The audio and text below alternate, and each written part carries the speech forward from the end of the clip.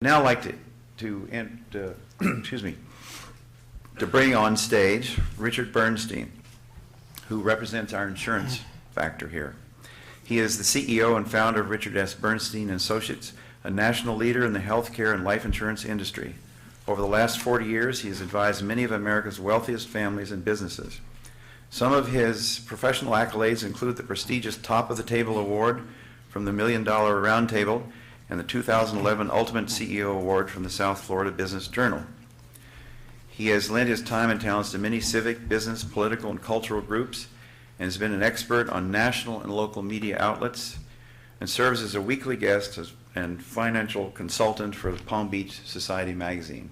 Richard. Thank you, Doctor.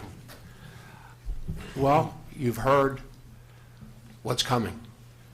So let me start with, I was asked 6 questions, so let's go to the first question. It has been said that you want to keep your insurance. It won't cost you any more. Does that now appear to be true? Obamacare, as we know it, has been a great mystery, and here's why. It's been said you can keep your current insurance plan and it won't cost you any additional premium. We just heard that the costs are going up, not going down. AARP, who supported the president and his plan, they said their costs are going up 5%. In my opinion, it does not appear to be true that the costs are going down. As the insurance companies and the government make changes to the current plans and new provisions are added, the plans will be considered changed, and the old style plans will no longer be there for you. They'll be gone. So you're going to have to make change and pay a higher premium. Additional cover requirements will make it more expensive for individuals and the government. Additional costs will pass on to the consumers, for example, and Judy had touched upon that, the medical devices, 2.3% tax on taxable medical devices. Additional fees for drugs, name brand drugs are going up. Cost of drugs are going up. In short, the number of uninsured Americans will fall dramatically, which we talked about, but it will be a significant cost to American taxpayers and insurance policyholders. My next question was asked, if a doctor opts out of Medicare, what other coverage can he get, or do you have to replace that doctor? Well, the doctor has a right to treat anybody, and therefore, if he drops out of treating the Medicare patient, you have to find another doctor.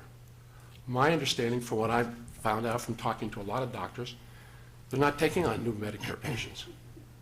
That's a problem. Because today, you have the baby boomers coming on board, 30% more people coming under Medicare, and there'll be less doctors to treat them. The new law will slash what doctors, hospitals, home care agencies, hospital care, and dialysis centers are paid to care for the elderly. They'll penalize the hospital.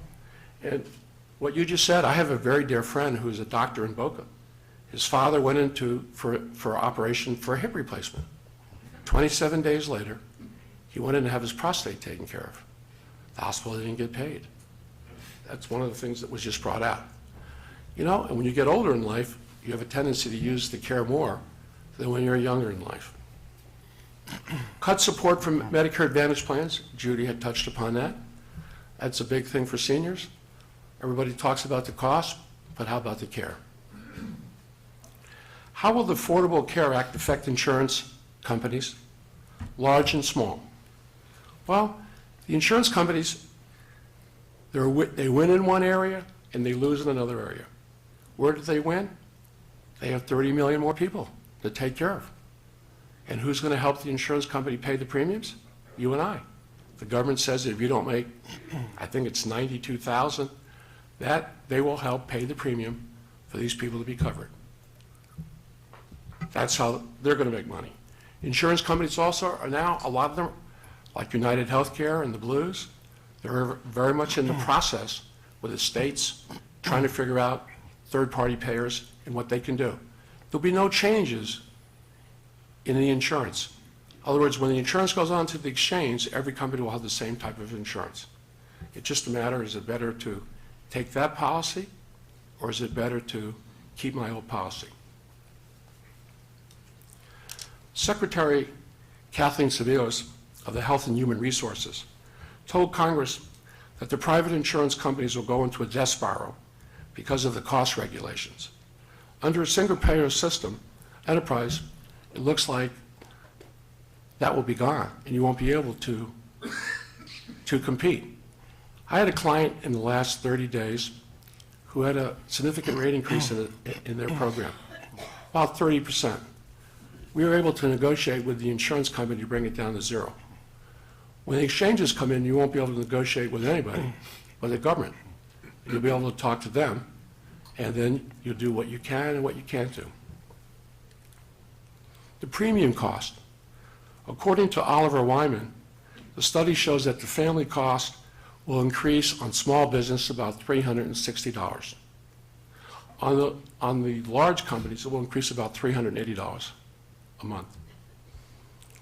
With businesses, and here's really the problem, if you take the small businesses between 45 and 80, take the restaurants, take the companies that didn't insure the people working for them, they have to insure them now, and we understand that that's the law and they have to do it.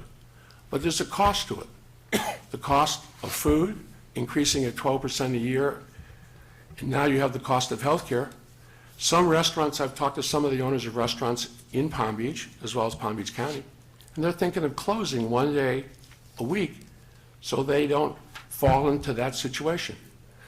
If you go back to the Massachusetts bill, which Obamacare has taken after, everybody always talked about the good things in the bill. Well, what were some of the problems in that bill? $4 billion increase in cost, $400 less income for the families, and 20,000 jobs lost. One of the restaurants in Palm Beach now, or in West Palm Beach, has put on there the extra cost because of what's happening in the health care bill. I'm not saying it's bad. That's not why I'm here. I'm just giving you both sides of the coin as to what you have to expect. We hear about insurance exchanges. Will Florida have such an exchange?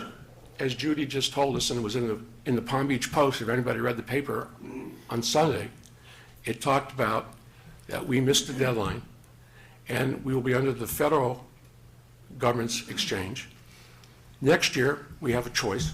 We can remain there, we can partner with the federal government, or we can have our own. And they're discussing that now. The exchange is supposed to work, if you think about it. We have a nice grocery store on the island in Publix.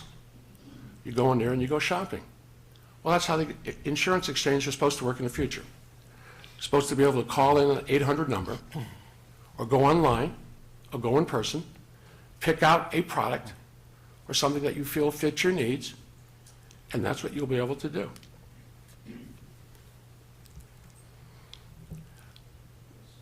So you have a partnership now with the federal government, and you have a partnership with the state of Florida.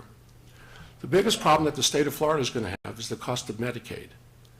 As Judy talked to you about that now, and the one thing in Florida, as we all know, we don't have any income tax. And the cost of Medicaid is X. The question is, in the future, how are we going to be able to afford, after the government finishes paying, or government participates with us, how are we going to afford to take care of the Medicaid patients? It's really important. The hospital said we need to do it. The government says we have to do it. But we have to plan. We have to make sure we have enough money to make these changes, and we're going to have to live within inside the budget to make sure people are covered. The remaining unknowns, we've heard that there's $716 billion have been taken out of Medicare. And what is the impact on that? Well, as I said before, AARP is going up 5%. Some of the problems you can expect: widespread doctor shortage, long waits to see a doctor, long drives to see a doctor. Expect delays of implementing regulations and hundreds more of unwritten rules, which we don't know about at this time.